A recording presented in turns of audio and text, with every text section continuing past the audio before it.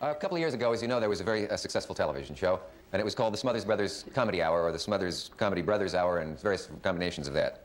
And the Summer Smothers Brothers Comedy Show, and so on. Anyway, they had music and sketches and satire and jokes and all kinds of things. As you know, the show and its stars became very, very popular, one of the most popular shows on television. And then in one of the industry's most heated censorship battles, they, after several seasons, found themselves out of work.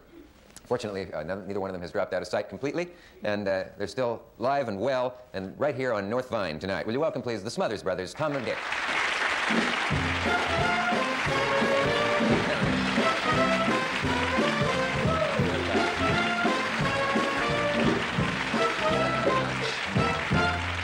That is your team. Yeah. Together again.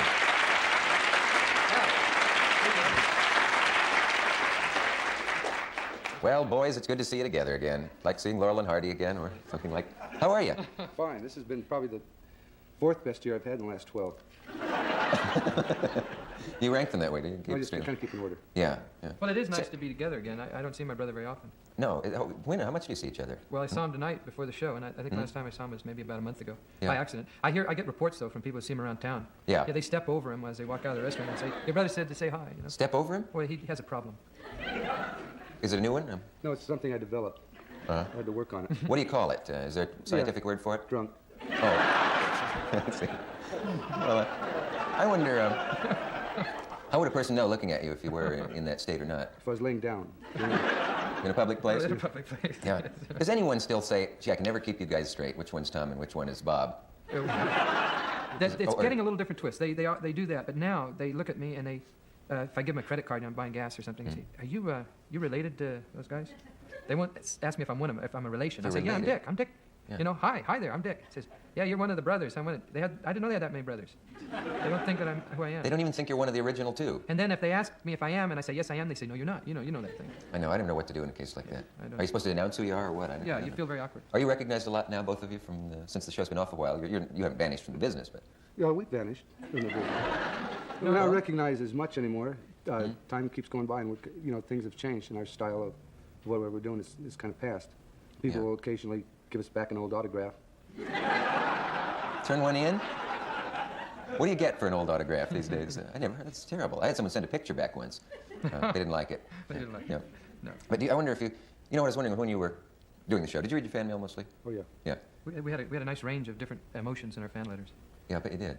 Did you get individual fan mail? I mean, no, they lumped us into the same group. They just most of them were good letters, and then some of them were pretty bad.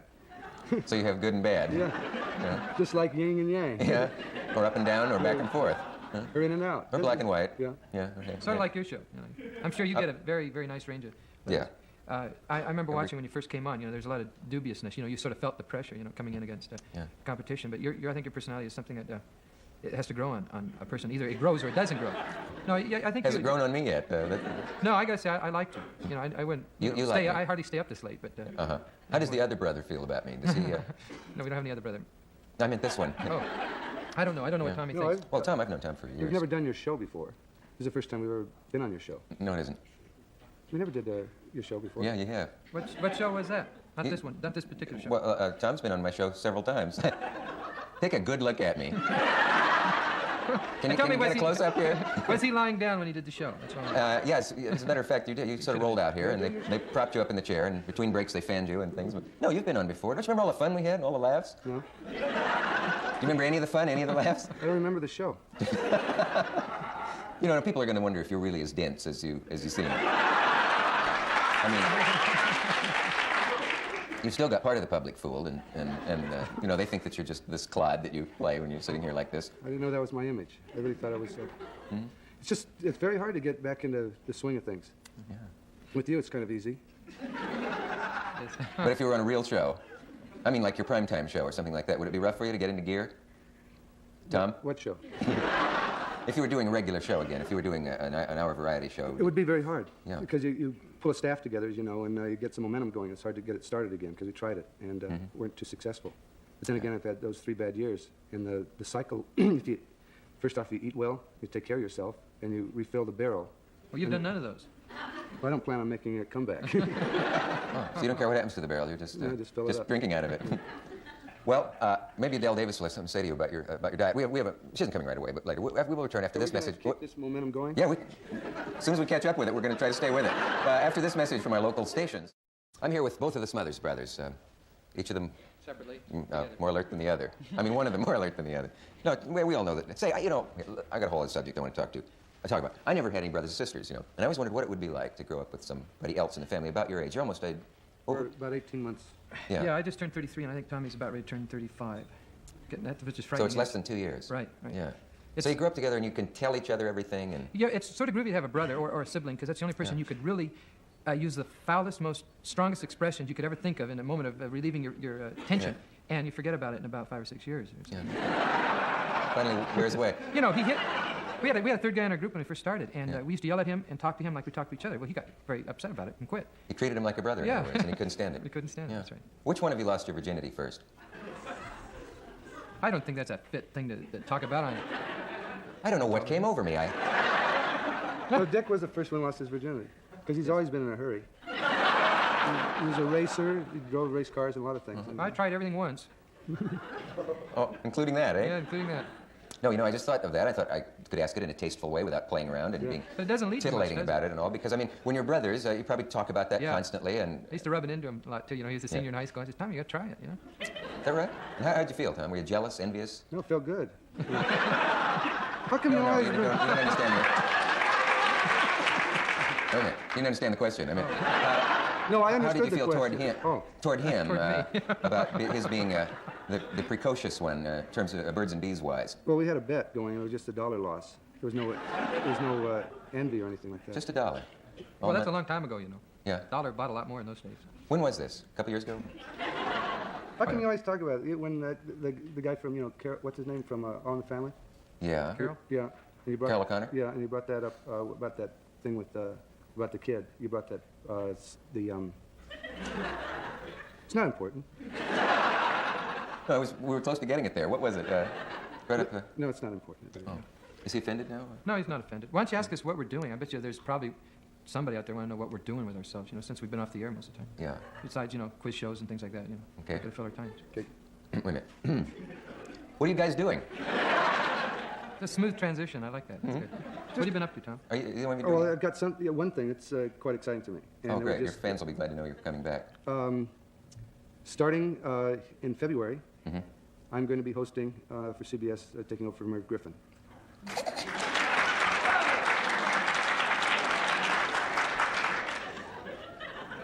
Who? What? What are you gonna? What do you mean? Did you know this? No, I didn't Yes, know you knew this. that. Come on. No, Well, you're that'll gonna, be great. We can go on each other's shows. No, I don't want to go on your show anymore. You mean you'd come here and No, I use just this wanted show to as a... mention Oh. just Listen, I don't care who I step on my way down. Are you... Who are we going to have on your show? Anybody particular? It's going to be a lot of singers, things like you don't have. Going to have some musical things. I like a lot of the guests you have are, you know, very good. But I think you have to have some music every once in a while, like, you know, Cat Stevens and some of the contemporary people that, you know. So that's what I'm going to do, because I know you don't like music. I know who'd be a good What guy is to be this? your sidekick. You gotta have a sidekick. Yeah. Someone, you know, who thinks sort of like you, sort of like a George Putnam type image. Would be really good. You know, A a humble sidekick, person yeah. that could really contribute to the conservative You're image. not so What if clever I- when there's two of us. No, no. I see. I don't know which one of you is talking. That's the trouble. No, is he going to... Could I have your brother on my show as my sidekick? No, I think I'm going to have him on my show as my Yeah. sidekick. People are going to really wonder if you're serious now. Well, he feels They are. obligated. I am. Yeah. I am serious, and CBS has They're already serious. canceled me, but we've already got Yeah? the deal done. You mean you're fighting already and you haven't even No, started? there's no problem over there. Yeah. Are you friendly over there with that network? Really? Absolutely. Absolutely. A wonderful relationship. They have a great deal of character, Yeah. although they hide it. If you had a chance to go back in the primetime hour, would you do it or have you had it? I don't think mostly we're ready for it. You know, after you'll get to that point if you haven't reached it already. You want. I mean, past I it. mean, What is the point? Your mental thing Oh, yeah, is we- not attuned. You know, your success is gratifying. It fills your ego, and which is necessary. And you've got your momentum going. But once they chop it off, it's very hard to get up and do it again with the same amount of dedication and the feeling. And it's not that you don't want the business, because this is our business. We've been in it for 10 years now. 13. 13 years. Well, we've been out of it for a couple. 3. 10 years. And I think after a while we'd come into it just as renewed and as refreshed as we did, you know, when we first had the show. Yeah. It's going to take a while though to set our heads straight. And by that time, nobody's going to want us. Well, it's like the Marx Brothers coming back today. You know, they're going to be out of it a little bit. But you're older and wiser now. Maybe it would be smooth sailing for you. That's You've the learned a problem. lot. You learn, I think, seriously, once you've been through it, you can learn all those things, but then it detracts from that pure energy. You keep starting to look around out of this corner of your eye to catch what's coming around, and we never looked. We just went straight ahead. We stumbled straight ahead and just happened to stumble in the right direction. That's all. Yeah. We'll Sort of like stumble you're doing. I have to stumble away for a moment. We have to stumble into a station break, and we'll be right back. Say, before George Burns comes out here, I want to ask you, you're into, I'm sick of that expression. You do scuba diving, don't you? Right. Since I've had the time and we're not working, I got interested because I have a boat in scuba diving, and I got interested in some of the ecology of our Pacific coast. You know, you hear about the word ecology all the time, but it's really something that is well, it's very important. I found that, for instance, the reason we don't have kelp anymore on the Pacific coast is one, the lack of sea otters, which Cousteau covered very nicely, and the lack. Well, there are too many sea urchins. Sea urchins eat the kelp, and if without the kelp, you don't have the fish, and you don't have the lobsters, you don't have the clams, you don't have the abalones. And just recently, the county's been getting involved in this and putting in little grants, $10,000. It seems sort of ridiculous, only 10 grand. But the only way to kill a sea urchin, they found out, is go down with a hammer and hit it. And no kidding, they had hundreds of divers down there killing sea urchins. Sounds like a gig for me. Yeah, man, you could really get it off. And Got to sneak up on an urchin. the thing is, it sounds sort of ridiculous in this day and age. They tried putting lime on them. That killed them. And killed everything else, too. So they found out you have to hit them on the head. And since they've initiated this program off Palos Verdes, it's called PERP, Palos Verdes Underwater Restoration Project. PERP. They've, since August, they are growing. Actually, the buds for kelp is there, coming up, the algae, which sea urchins eat. Sea urchins grow on pollution, too. They just love it. Sewage, everything. Yeah. And the only way to get our fishing industry back in our big kelp beds is to go down there and hit them on the head. And I didn't cover it very well, I know, because we have short of time, but if anybody's interested in something that is important as this, they could get a hold of the Los Angeles County Parks and Recreation Underwater Unit, and they could fill them in on it and maybe go down there and do your bit. Ask about PERP.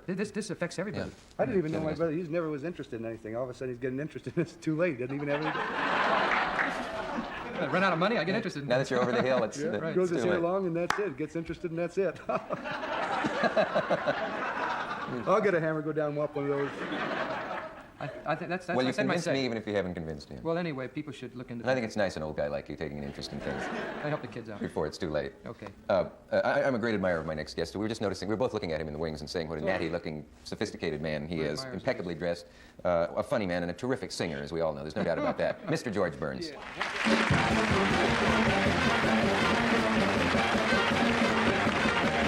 Hey, George.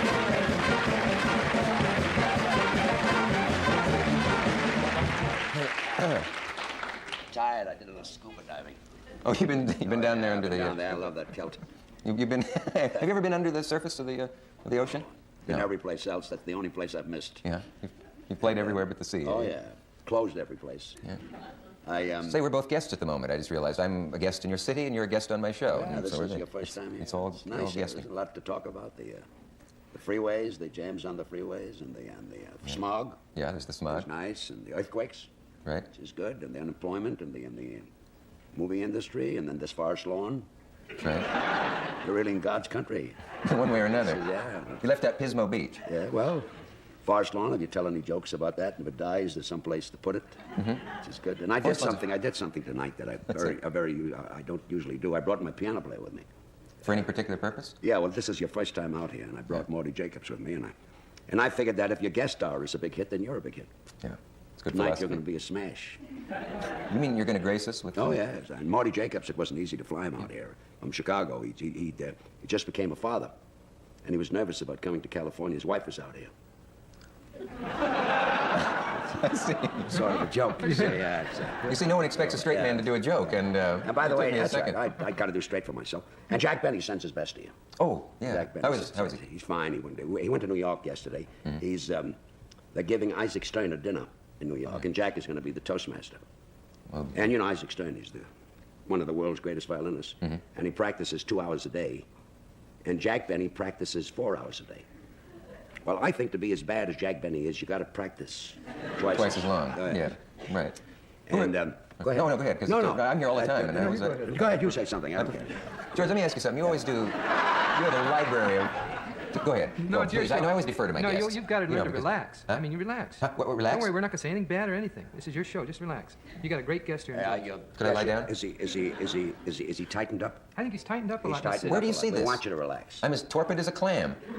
Where do you see that acting tension? thing. I think that acting thing threw you off. That close up. I thought it was Well, Academy when I- Award stuff. Yeah, when I saw myself acting.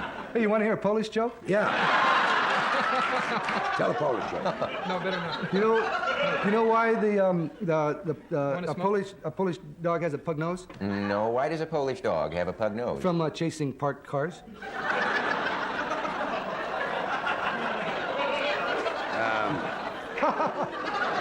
He certainly I hasn't don't- lost anything. I don't think I'm going to use that joke. I'm not much for Polish Now that jokes. you- I'm not much for jokes anyway. I don't tell them. Yeah, I hated that one too. I just thought I'd pick things up. And you're doing it. You're picking it up.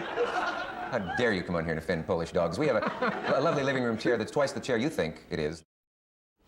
Talking with the Smothers Brothers and with George Burns. George, you never do any of the latest songs. You know, you always... do you like modern music? I know you do all the dances. I know you do all the...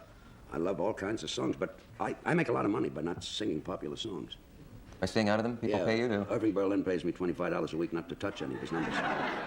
In fact, during the holidays, I'm not even allowed to whistle White Christmas. Is that so? Yeah, but there's a That's right, that's Irving Berlin. There's a Berlin song that I sing that he wrote and he doesn't know it. Forgotten it? Yeah, no, he wrote it for Aunt Jemima 1,000 years ago. For Tess Adele, and she was a great blues singer. Yeah. And she was a very heavy-set girl, and she used to dress up like Aunt Jemima, and she had 5 musicians on the stage that were dressed up like bakers. And he wrote a special piece of material. And I played on the bill with her in Montreal. I did an act in called Gary and Smith. Sid Gary and Charlie Smith. I was Charlie Smith. It was 15 minutes of songs and fun for everyone. That was our billing. And Sid Gary had a sort of a baritone voice, and he used to be able to yodel. And he read in the papers that Caruso had a great voice because he ate raw onions. And Sid Gary used to eat onions all day long. And the minute he'd go on the stage, the minute he started to sing, the first 3 rows would move to the balcony. And then when he went to his yodeling finish, the spotlight would catch on fire. Anyway, I played with Tess Adele and Jessel. Jessel was on that bill too, George Jessel. Yeah. And a funny thing happened there. There was a little girl in Montreal that liked me, sort of liked me. She thought I was nice. And she invited me to her apartment after the show. I bought a bottle of brandy for $6. That was a lot of money in those days. And I went to her apartment, and she had on a negligee, and the lights were low, and the music was soft, and we were just about getting into the brandy when the phone rang. And she says, it's for you. I said, for me? And I got on the phone, and the voice said, do you understand Jewish? And I said, yes. And his voice of Jewish said, you better get out of there. Her husband is on his way up. And naturally, I ran like a thief. Yeah. And the next day at the theater, Jessel said to me, he said, I had a wonderful time last night, and he said, I want to thank you for the brandy. Anyway, Tess... Did you ever get him for this? Oh, no. Anyway, Tess Adele was singing this Irving Berlin song. Would you like it? Do you know the words to it? Yeah. Is there any chance we could coax you in some way it's a great to sing song. it? Taking up a collection? Or... Hello, everybody. Don't you know my name? I'm Aunt Jemima of the pancake fame. See me in the subways, here and there. In fact, I'm on the billboards everywhere. The pancake business, it was slow. So I got my pancake bakers and went out to get the dough. Because I'm Aunt Jemima, and my 5 bakers, they're all ragtime shimmy shakers. We got kind of tired of the place that we were at. We all walked out and left the pancakes flat. The boys are good at baking, also shimmy shaking. That you must... Anyway, that's the song. Would you believe me when I say I never heard that song before? Well, neither did she. Yeah. That was written by Irving Berlin, are you serious? Berlin wrote that 1,000 years. I hope he is not listening. Does he get a royalty now for your singing that? No. If he's watching the show, I'm going to lose $25. Yeah. That's right, you broke your rule. Oh, yeah. Okay. Well, You know, I love to sing. Oh, you got a thing? we have a thing, but when we come back, if you love to sing... I wish I had a thing. May... Go. Quick, here's a message for all you grown-ups who'd like to be kids again. You collect showbiz stories? Yeah. This is, I'm going to tell you a story that's a very dramatic story. It's a sad story, but it's full of show business. Okay. There was a great star in vaudeville a lot of years ago. His name was the Great Rollo, and he was a clown. And in those days in vaudeville, after the matinee, the manager would send in a report on your act, and if you liked your act, it would be a good report, and that meant you worked the following week, and you'd work the week after that. So it was very important for you to get this good report. And Rollo was a very, very, very sick man. And he would do the matinee, and they'd send in the report, and then his son would put on the makeup and do the rest of the shows that week. So Rollo only did 1 show a week, and his son did the rest of the shows. And he had a great finish for the act. The finish of his act, the curtain would come down, he was a pantomimist, and the curtain would come down, and he wore brown shoes, tan shoes, bulldog shoes. And the curtain would come down on the tops of his shoes. And the spotlight would hit the points of his shoes. The audience would see that, and they would applaud, and they would cheer. They'd give him a standing ovation. And he'd step out of the shoes backstage. Yeah. Then he'd go into the wings, and he'd stand in the wings. And when he was ready, he'd come out in stocking feet and take a bow, and it was very effective. Yeah. Well, now for the sad part of the story. This matinee, one matinee, did the act, and then he did the thing with the shoes, and he stepped out of the shoes, and the audience stood up, and they applauded, and Rollo had an attack backstage, and he died. And you can imagine the situation. Here's the guy gone, and there's the audience cheering and applauding. Isn't that a sad story? The guy that's got such a great finish. Yeah. But the thing is, it's not true. And it's a shame that a great story like that has to be a lie. Oh, no. Would you mind singing something to make up for that? Oh.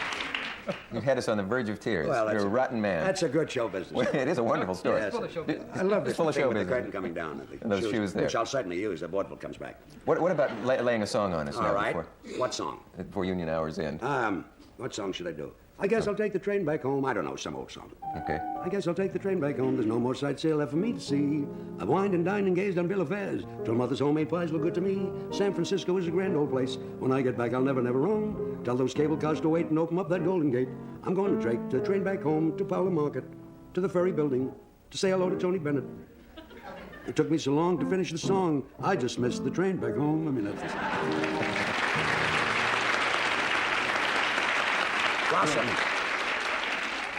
Blossom Seeley sang that. Oh, yeah. She was a great star. And she was the first one ever to get down on one knee and sing a song. You know, she sang that. I thought that was Jolson's bit. No, she, in the Winter Garden, when they took her from Weber and Fields and brought her into the Winter Garden, and Jolson, they brought Jolson there too, and they were not the stars, they were the feature acts, Jolson and Blossom Seeley. Who would be the stars? And there was a woman monologist, I don't remember her name, but she was the star. And Blossom sang a song called Toddling to Totolo. And she'd get down on one knee and my favorite. And she'd sing it. Can you whistle it? No, I can't. It's a good song. Anyway, That much of it was good. Anyway, she used to get down on one knee and sing it, and Jolson, second chorus, got down with her. But she got up and he didn't. He stayed there.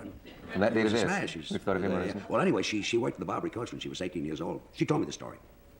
And she was a very beautiful, voluptuous girl. She was one of the great beauties. And she was the first one ever to snap her fingers, you know, and Barbary Coach, and she sang at the tables in this cabaret. And she wore leotards and sort of belt, and then she had a purse that she'd hang down in front with the thing open, an open purse. And they used to throw silver dollars. And when she'd sing, they'd throw these silver dollars, and she'd maneuver, and she'd catch them in this purse. And I said to her, Blossom, I said, did you ever drop a silver dollar? She says, are you kidding? She says, I not only never dropped a silver dollar, she said, but when I was 18, I could throw back change. That's a story, Blossom. Quick, sing something else, George. All right, High Society. Okay. Hey there, honey. Let's see, hey there, honey. Let's get the trombones to give me little slides there. Hey there, honey. Boom da da da do do do do boom da da da. Can you do that? All right. Hey there, honey. We haven't got much money. Where are the trombones? Are the trombones playing? They're a long ways away. Hey there, honey. Okay, that's the end of that. I don't want the kids to hurt themselves. George, thank you for being here. I know you. Okay, I'm going home. You going home now? In fact, I've got a great finish, but I do it at home.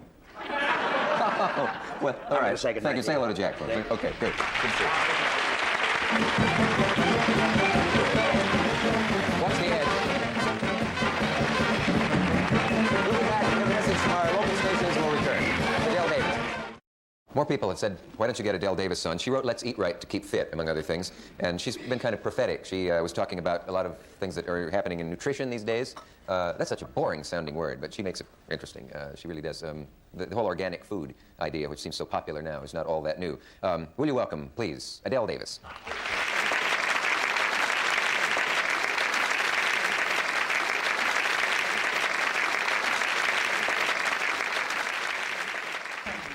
Let's leap right into breakfast, shall we?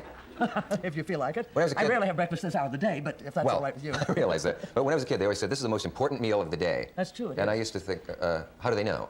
How do they know? Yeah. Because scientists have studied what happens to you.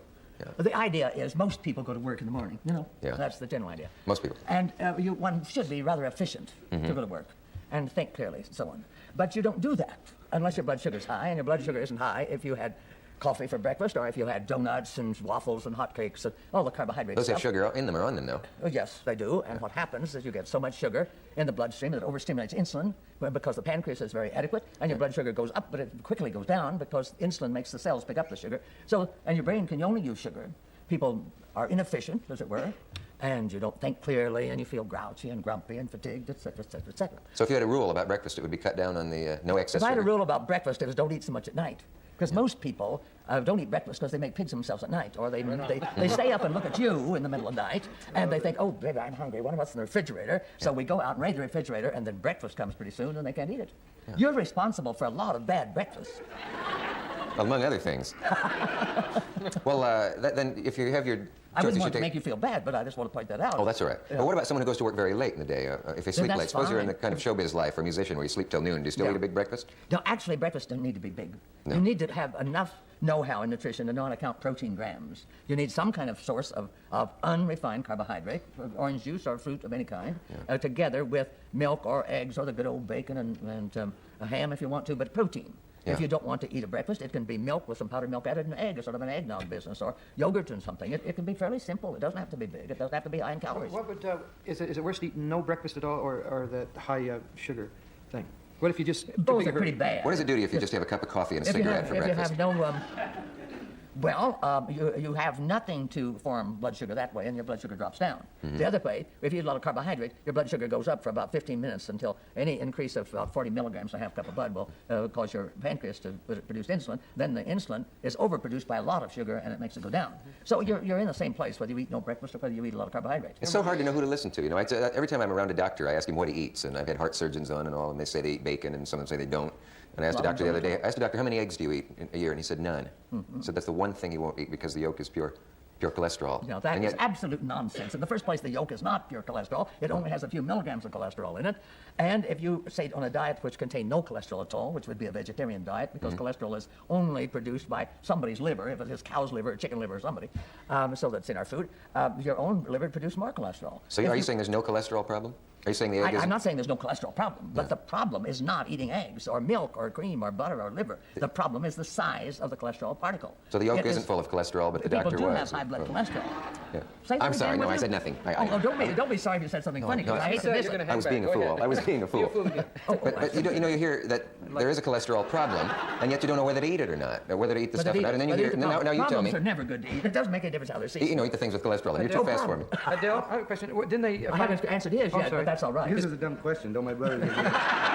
He reminds me of my brother sometimes. You never interrupt a person you don't like, so that's all right. Be interrupted. Okay, I'm going to go by that rule. Who's talking now? What was this thing about the animal, rather the cream and the milk and the eggs, and they have that in the Nordic countries or Denmark, and they have supposedly a very high heart problem or a heart disease there. At least this is what I hear, and they attribute to that. Now, where is that wrong? Well, we have a lot of heart disease, and it hasn't cut down one iota since the physicians have been saying use skim milk instead of whole milk or no eggs, etc., etc. As I started to say, and somebody rudely interrupted me. Brother. Oh, yes, it was Yes. a brother, as a matter of fact. It I'm is the third very brother. bad to have high blood cholesterol. It should not be over about 180 milligrams in roughly a half cup of blood. Yeah. But it is high because it is allowed, because of poor nutrition, to stay in such huge particles that it can't get out of the bloodstream to be used. Cholesterol is the raw material for all sorts of things in the body, including, for instance, there's a tremendous amount of cholesterol in the brain, and we don't know why it's there, but we assume it has something to do with your thinking. It's the raw material for red renal hormones. It's the raw material for the sex hormones, in case somebody thinks it isn't important to get out of the bloodstream. It is. And bile salts, etc., etc. Do you approve of that? Yes, I love it. one of the great quotes I read, my mother got your book, Eat and Be Well, wasn't it? Or, No, that's all right. We can use the title. yeah. Let's see if Well, I can keep fit. she, at least. the great thing that impressed me was a line she said, you said, eat breakfast like a pauper, No, like a king. like a king. Now, if you're going to quote me, don't misquote me. Well, it was a good quote anyway. It was Yes, I thought it was probably- too. That's why I did it. He liked the words in it. He doesn't have the Yeah. order of them right. Yeah, but it Reader's was- Digest made it, quoted it once, and I think they gave me $1 for it or What something. was it? Breakfast like a king, lunch like a prince, and dinner like a pauper. I love that. We have to, Well, I'm nobody sorry. gave us dinner tonight around here, so we're doing all right tonight on the dinner. Maybe we can arrange something. We have to take a message. We'll be right back. If you had a couple of don'ts you wanted to give people quickly, is that a silly question to ask you? What mistake do the most people make in eating? They eat things that are too refined. Well, the thing that comes to my mind, there's about 80 million people who are overweight in America. And the reason for being overweight more than any other one thing is they eat refined foods, which so many foods which are refined that they've discarded the vitamins and minerals in the producing of it, and that there aren't the nutrients there that help produce energy. So these people eat and sit and eat and sit and eat and sit, you know, and why not? The biggest mistake we're making in America is foods that have been tinkered with, or foods which are not foods, the imitation fruit drinks and the soft drinks and the imitation fruit juices, the sort of lemonade that never dreamed of a lemon, you see, and the white flour and the bakery sweets, and this just junk that cannot support health, and it is eaten in such huge quantity that malnutrition in America has reached disaster proportions. It really has. Even among people who are presumably well fed. Well, it's one of the reasons for this tremendous increase in alcoholism. Yeah. It's one of the reasons for this tremendous amount of obesities. It's certainly the reason for the tremendous death from heart disease. And we are, unless a person is educated in nutrition, he is literally at the mercy of the food industry who are trying to make money off of your food, and that goes all the way from the canned baby foods and the baby cereals, which are nutritionally vile, up through all the sweets and the refined foods for every age. Wait a minute, did you say that all baby foods are vile? I mean, I think they're nutritionally. I don't say taste-wise, but nutritionally they are overheated and they just should not be given to babies. They have far too much salt in them, and our babies are suffering tremendously in America. You hardly ever see a healthy baby in America. I rarely see a good-looking baby in America. A few. I happened to see one last night whose mother was still nursing it for about 16 months or something like that. But most of the time, and there's a wonderful group of people called the La Leche League in America that do help mothers who are interested in being good mothers nurse their babies. But many mothers can't because the diets of women during pregnancy, the obstetricians keep them on such inadequate diets they can't have What's milk. the alternative? What's the alternative to sure. The same alternative they've had for several million years. It's nursing babies. I mean, after that point. After that point, the alternative is to cook some decent food for yourself, mash up the squash, give some to the baby, mash up the carrots, give some to the baby, mash up a banana, give some to the baby, or this plain, ordinary, plain fruits and vegetables and whole grain breads and cereals and good milk and good cheese, you know? That's right. Didn't you say That's that what my wife does, and boy, we're healthy. She loves it. You have some children? Got 3 kids, and You probably got some good-looking kids, would you? whole grain But stuff. most And she of- makes the food herself? She makes all the She baby bakes stuff. It's with good unrefined sugar and unrefined grains and all that kind of stuff. And the kids are super But you healthy. look at most of the youngsters, and you can look at the parents, and they will have well-developed bone structure. They'll be width through here and width through here and back, and the forehead will be straight up, and there'll be enough width through here for some teeth at least. A great many of our kids are so narrow the bones go right straight back here, and the result is they've got sort of banana-shaped faces. So did my brother. Well, he didn't get along as well. Of course, you got the best deal because you're a little older than Your him. mom liked him best. We know. Well, Didn't you say that the hamburger has killed more Americans than the automobile or something once, or some quote like I that? think that was a misquotation. The hamburger isn't the best in the world because it's very high in solid fat, which does increase your cholesterol, in that it increases the need for the nutrients necessary to homogenize cholesterol into tiny particles. You know, you do go crazy, though, trying to know what person to listen to. I mean, Linus Pauling comes out and says vitamin C is terrific and keeps you from having colds. And then somebody with just as many decorations as he has says that's one of the most scandalous things in the history of nutrition. That's not even his field, and he knows nothing about the effect of it on Was it kidneys. the field of the person who said that it wasn't scandalous? Was it the field of that person? Well, we presume it was. You know. You're presuming, but your presumption may be wrong. But if it wasn't theirs, then they have no more right to be. They're no more likely to be wrong than he was, since it isn't his field, are they? Well, I'll tell you. There are a great many people who have done research on vitamins C. There's a doctor down in North Carolina who's done absolutely marvelous work on large amounts of vitamin C. He says that he'll have someone brought into the hospital with pneumonia, for instance, and he's had given all antibiotics and that sort of thing, and he will start giving them injections of vitamin C.